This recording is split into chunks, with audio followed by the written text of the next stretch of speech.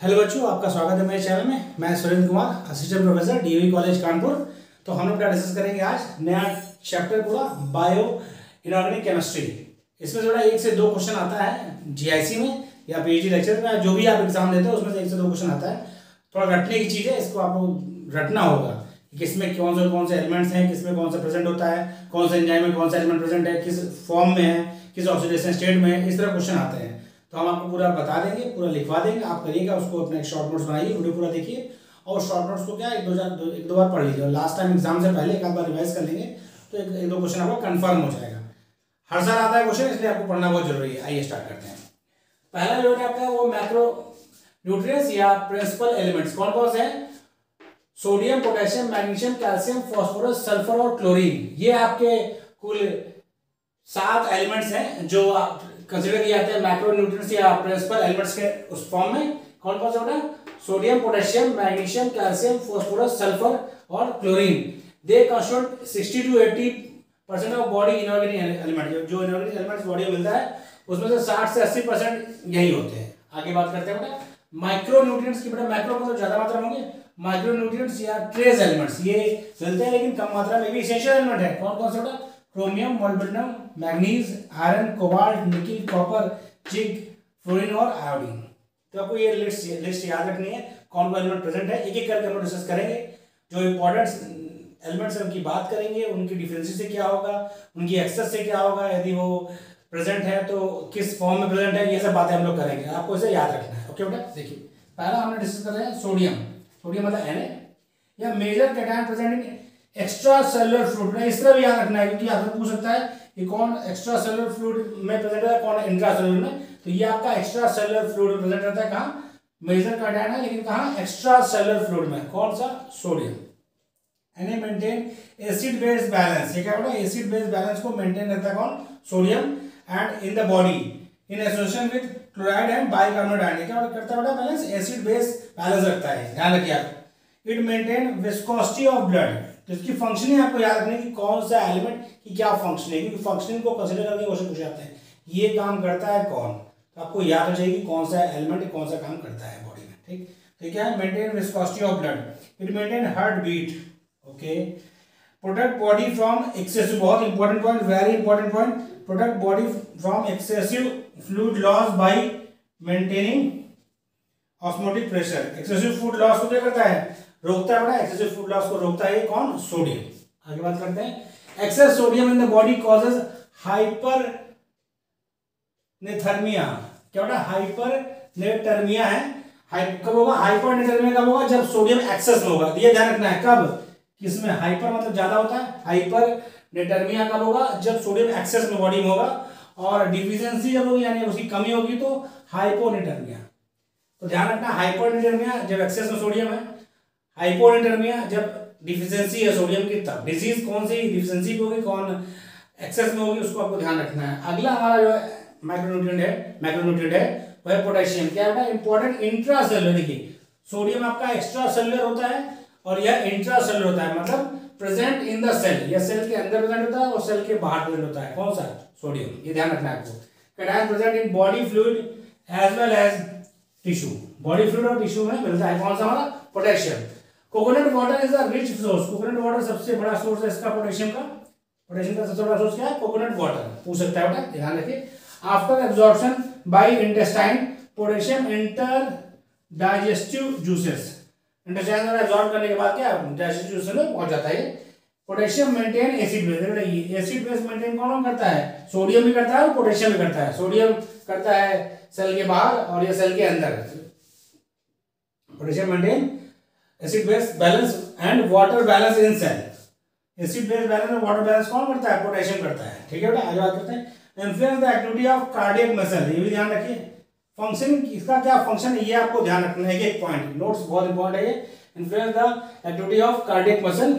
अगला बेटा required for transmission of nerves. Very very important. ये कई बार पूछा गया है कि कौन सा एलिमेंट नर्व इंपल्स के ट्रांसमिशन में इस्तेमाल किया, मतलब हेल्प करता है। तो वो आपका क्या है? पोटेशियम है, जो required for transmission of nerve impulse. ध्यान रखना बेटा। अगला पॉइंट देखिए, activate metabolic enzyme during glycolysis. Glycolysis में मेटाबॉलिक एंजाइम को भी एक्टिवेट करता है, ये भी इंपॉर्टेंट पॉइंट है। Excess potassium causes हाइपरकैलमिया।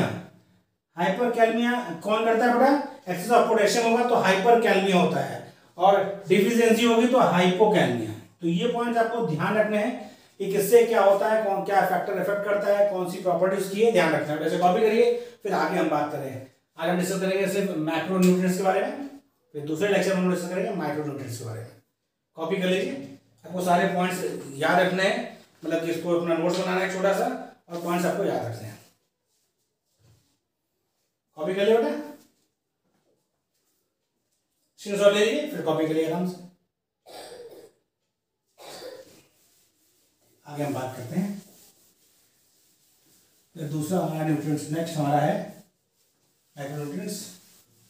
Sodium potassium का देख लिया, डिस्कस कर लिया। अब हम बात करते हैं नेक्स्ट माइक्रोन्यूट्रिएंट की। इसको बड़ा छोड़िएगा नहीं, क्योंकि टॉपिक्स कोई भी आपको छोड़ना नहीं है। हर टॉपिक से क्वेश्चन पूछा जाता है और आपको सारा टॉपिक्स पढ़ना है, इसीलिए इसका हम आपको नोट्स प्रोवाइड कर रहे हैं ताकि आप इसे मिस ना करें। होता क्या है कि जो टॉपिक्स हम नहीं पढ़ा टीचर, उसको बच्चे छोड़ देते लास्ट में पढ़ने के लिए, और फिर लास्ट में आता ही जब वो पढ़े। इसलिए मैं आपको टॉपिक पर डिस्कस कर रहा हूँ ताकि आपको ध्यान रहे। तीसरा बेटा हमारा है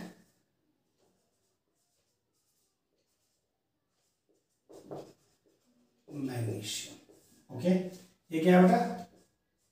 fourth most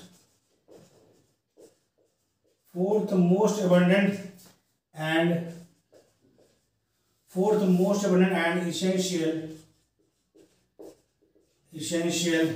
element, fourth most abundant and essential element for human body.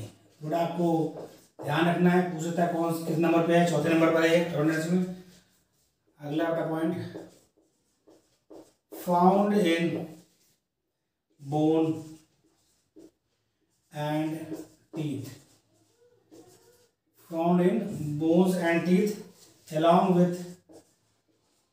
along with calcium and phosphorus. Calcium और फॉस्फोरस के साथ साथ मैग्नीशियम भी बोन और टीथ में मिलता है। अक्सर पूछ लिया आपसे कि कैल्शियम और मैग्नीशियम और बोथ ए एंड बी या ए बी सी, तो ध्यान रखिए बेटा, कैल्शियम मैग्नीशियम और फॉस्फोरस तीनों ही मिलते हैं बोन्स और टीथ में, इसलिए मैंने लिखवा दिया है किसमें, फाउंड। ठीक, अगला पॉइंट लिखिए, next point, act as cofactor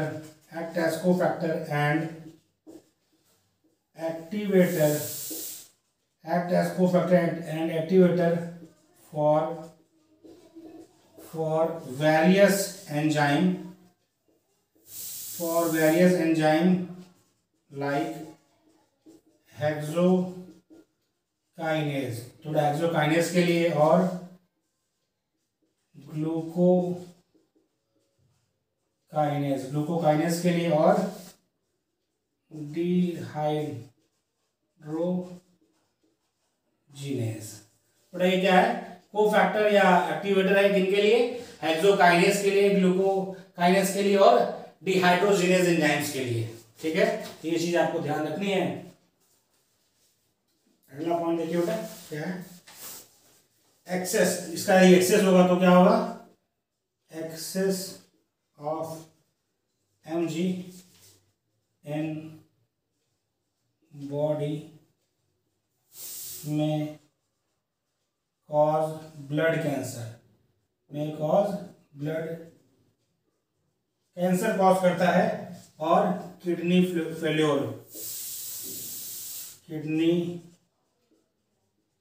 failure और क्या कॉज करता है बेटा?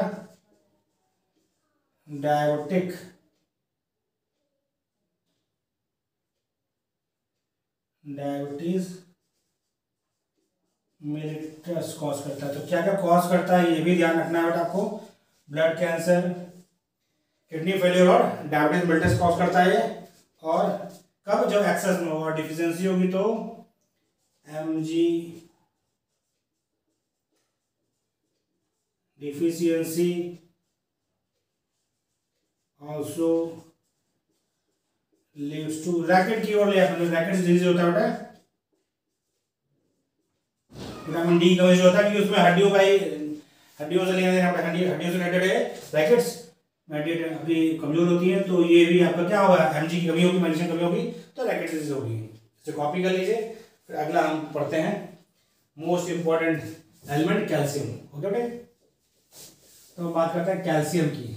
मोस्ट एबंडेंट है, सबसे ज़्यादा मात्रा में मिलता है ह्यूमन में, मतलब बाई वेट सबसे ज़्यादा कैल्शियम मिलता है, क्योंकि हड्डियाँ का वजन सबसे ज़्यादा है, मतलब है हड्डियों में सबसे ज़्यादा पाया जाता है कैल्शियम, तो इसलिए मोस्ट एबंडेंट है आपका।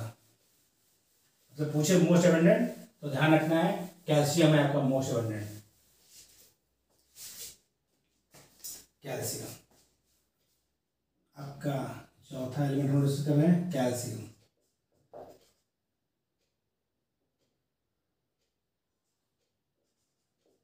कैल्शियम कैल्शियम क्या होता है आपका मोस्ट एबंडेंट, ध्यान रखिए most abundant mineral, most abundant mineral है। पूछ सकता है आपको सबसे एबंडेंट किसका है, तो कैल्शियम का है। प्रेजेंट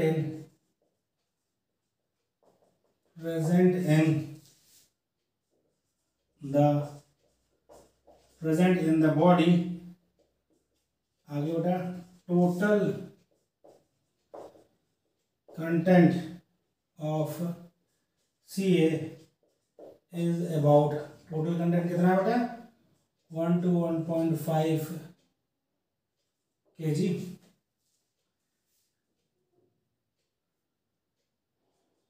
अगला पॉइंट बेटा mostly present in bone, mostly present in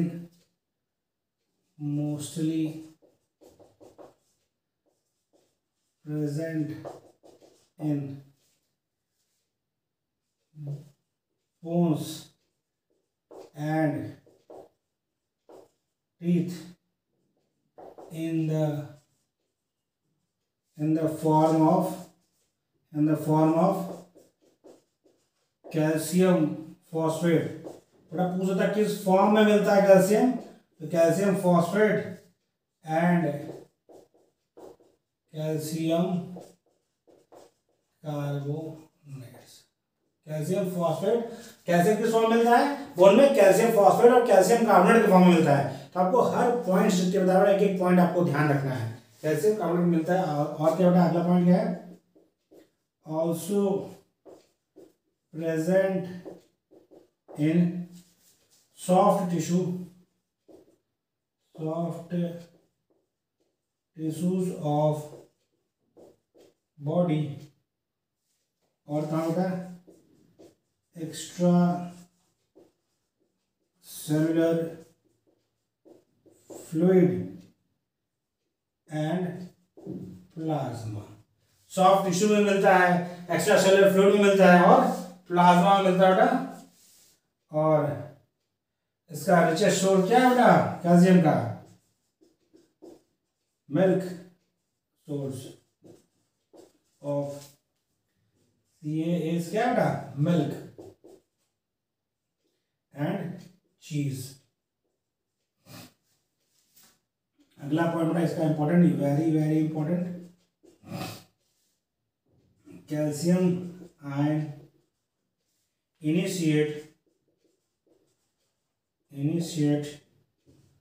blood clotting. बहुत इंपॉर्टेंट पॉइंट, ब्लड क्लॉटिंग कौन इनिशिएट करता है, कैल्शियम आयन इनिशिएट करता है। और क्या करता है बेटा calcium ions act as messenger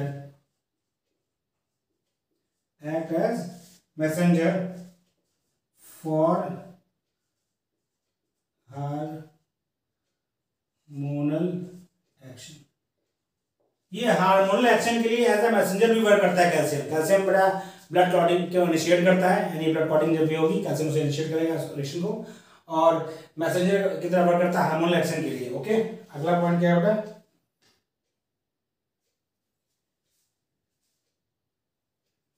next point excess of calcium.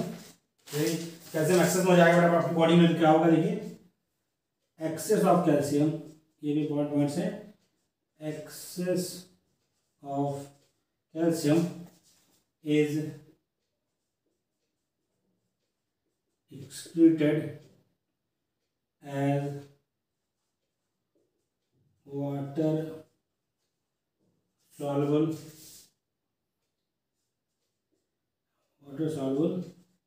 calcium salt with, जो एक्सेस में होगा वह यूरिन के साथ पास हो जाएगा कैल्शियम के सॉल्वेंट साल्ट की फॉर्म में, जो कैल्शियम आपकी बॉडी में एक्सेस में होगा। राइट, कॉपी हो गया, स्क्रीनशॉट ले लिए, हो गया क्या?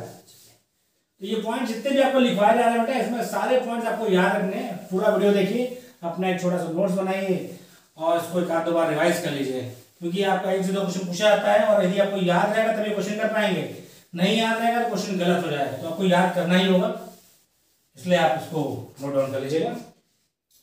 अगला बेटा क्या,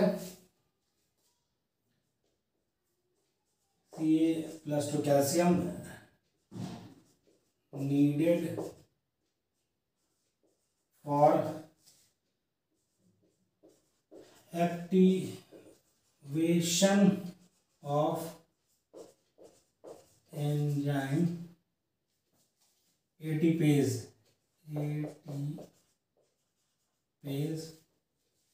and succinic dehydrogenase। ATPase और सक्सिनिक डिहाइड्रोजिनेज एंजाइम के एक्टिवेशन के लिए कैल्शियम और आयन आपका क्या है, नीडेड है। कैल्शियम आयन क्या होगा, नीडेड है। अगला क्या है, नेक्स्ट पॉइंट बेटा है आपका calcium ion in extracellular fluid is more than intracellular fluid। Extracellular fluid में कैल्शियम ज़्यादा मिलता है as compare to intracellular fluid. आगे देखिए बेटा, next point, excess of calcium in body causes hypercalcemia। नाम से लग रहा है कैल्शियम की एक्सेस है तो हाइपर कैल्सीमिया। और डिफिशिएंसी क्या बोलते हैं बेटा, डिफिशिएंसी कॉजेस हाइपोकैल्सीमिया। साफ साफ लग रहा है, एक्सेस होगा तो हाइपोकैल्सीमिया और डिफिशिएंसी होगी तो हाइपो। हाइपर मतलब ज्यादा, हाइपो मतलब कम। हाइपरकैल्सीमिया तब होगा जब आपके बॉडी में कैल्शियम एक्सेस में है, और हाइपोकैल्सीमिया तब कहेंगे जब आपकी बॉडी में कैल्शियम की डिफिशिएंसी है। ठीक है बेटा, ध्यान रखना। आगे देखिए, हाइपरकैल्सीमिया में क्या क्या हो सकता है आपको, हाइपरकैल्सीमिया में क्या है आपका, लीड्स एडिशन डिजीज। और क्या हो सकता है, थायरोसिकोसिस हो सकता है, और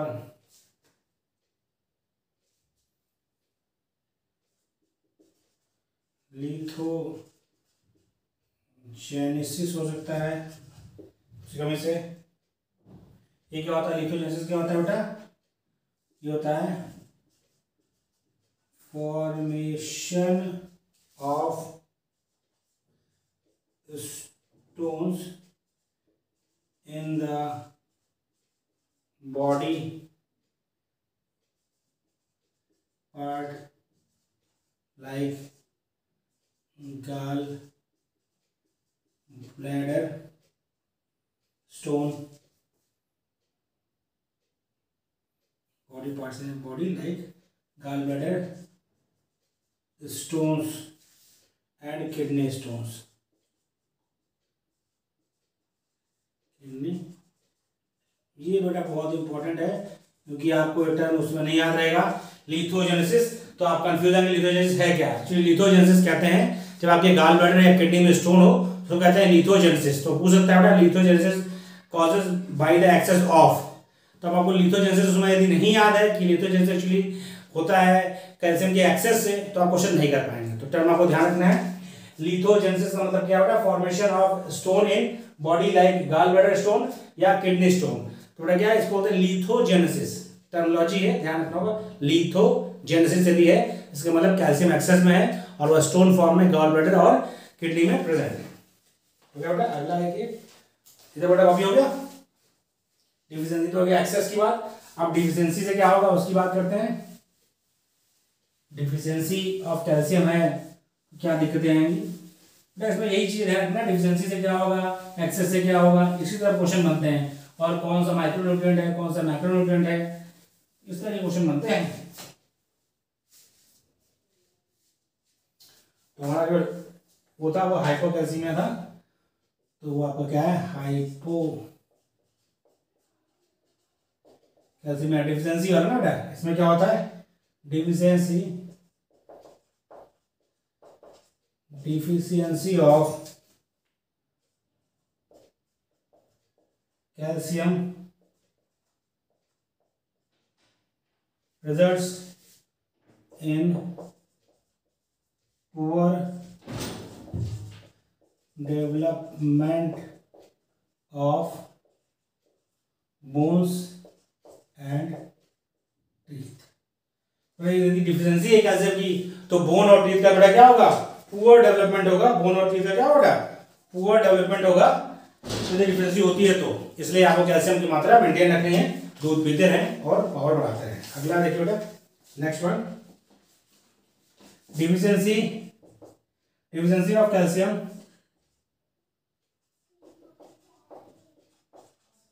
deficiency of calcium, phosphorus, vitamin D causes disease होता है बेटा, आपको पता है विटामिन डी की वजह से होता है। अगला बेटा, अगला पॉइंट क्या है, इट कॉजेज ऑस्टियोपोरोसिस। बहुत इंपॉर्टेंट टर्म, ऑस्टियोपोरोसिस। ध्यान रखना आपको, ऑस्टियोपोरोसिस कब होता है, कैल्शियम की डिफिशिएंसी से। इसमें क्या होता है, that is loss of bone mass. ध्यान रखना बेटा, लॉस ऑफ बोन मास होता है and leads to bone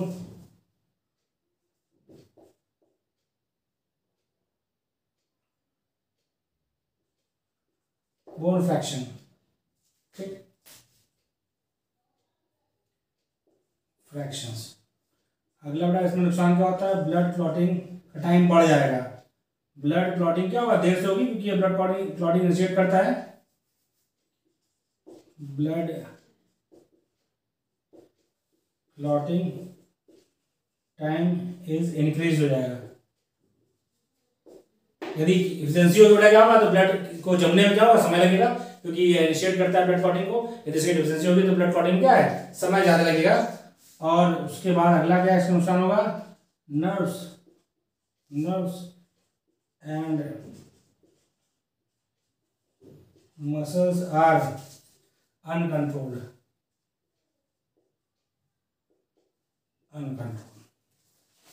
next बेटा आपका है फॉस्फोरस। अगला क्या है आपका एलिमेंट है, फॉस्फोरस। फिफ्थ एलिमेंट आपका क्या है, फॉस्फोरस। तो आपको यही ध्यान रखना है कि इसकी डिफिशिएंसी से क्या होता है, कौन कहाँ प्रेजेंट होता है। तो बेटा फॉस्फोरस में क्या बेटा,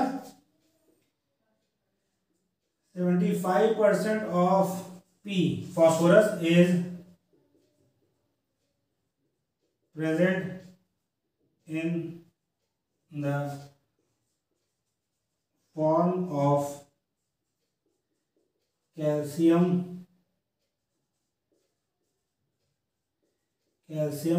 phosphate इन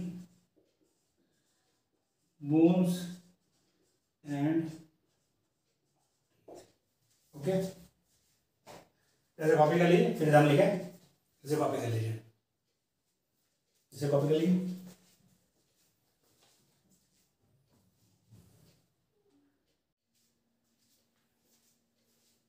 अब हम लोग फास्फोरस डिस्कस कर रहे थे।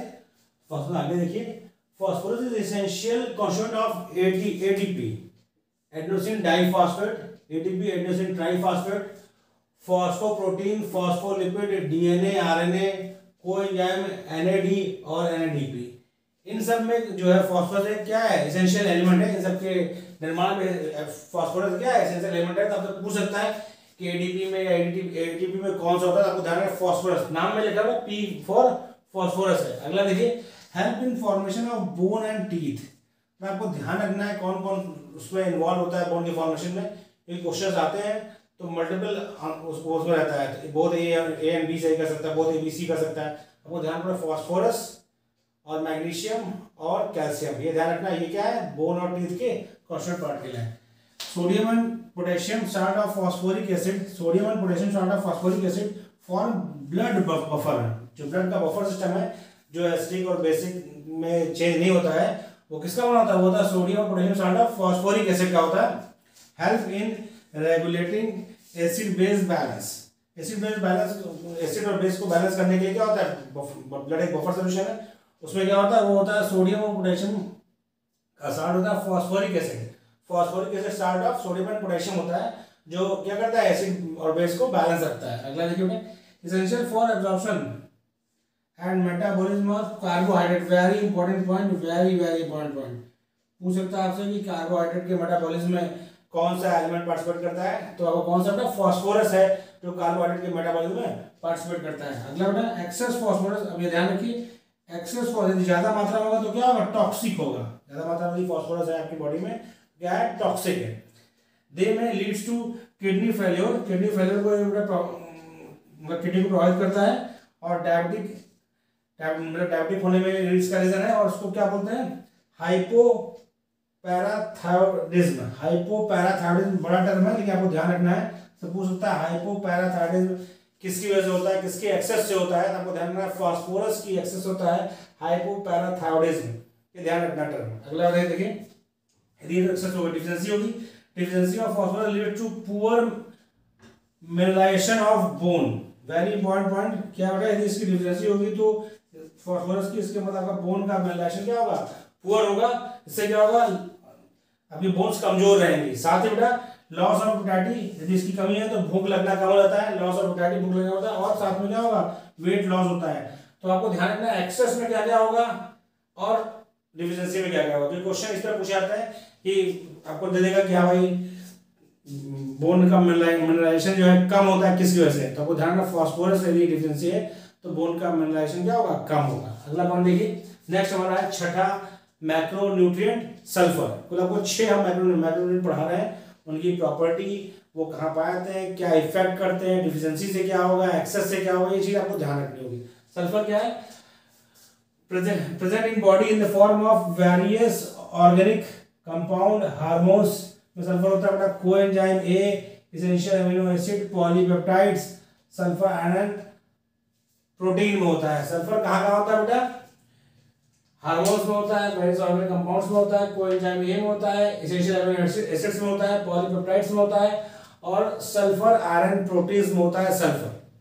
आगे बढ़ते हैं, प्ले इंपॉर्टेंट रोल, ये यानी आपके लिए ध्यान रखना है, play important role in functioning of heart of embryo. Embryo के हार्ट के फंक्शनिंग में इसका इंपॉर्टेंट रोल है, किसका, सल्फर का, और बोन एंड मसल। एम्ब्रियो के डेवलपमेंट में सल्फर का बहुत बड़ा योगदान है, इसलिए आपको ध्यान रखना है कि एम्ब्रियो के हार्ट के फंक्शनिंग में, उसके बोन में, मसल्स के फॉर्मेशन में क्या सल्फर पार्टिसिपेट करता है, मतलब मेजर रोल प्ले करता है। और अगले क्या होता है, help in formation of sulphur protein like cysteine, methionine और ग्लाइकोप्रोटीन, इनमें भी फॉर्मेशन में सल्फर होता है, तो इनके फॉर्मेशन में क्या पार्टिसिपेट करता है, सिस्टीन, मेथिओनिन और ग्लाइकोप्रोटीन के फॉर्मेशन में भी सल्फर पार्टिसिपेट करता है। अगला पॉइंट देखिए बेटा, ये वेरी वेरी इंपॉर्टेंट पॉइंट, जो आपका सल्फेट आयन है वो क्या करता है, घाव को भरने में मदद करता है। सल्फेटाइन क्या करता है बेटा, घाव को भरने में मदद करता है।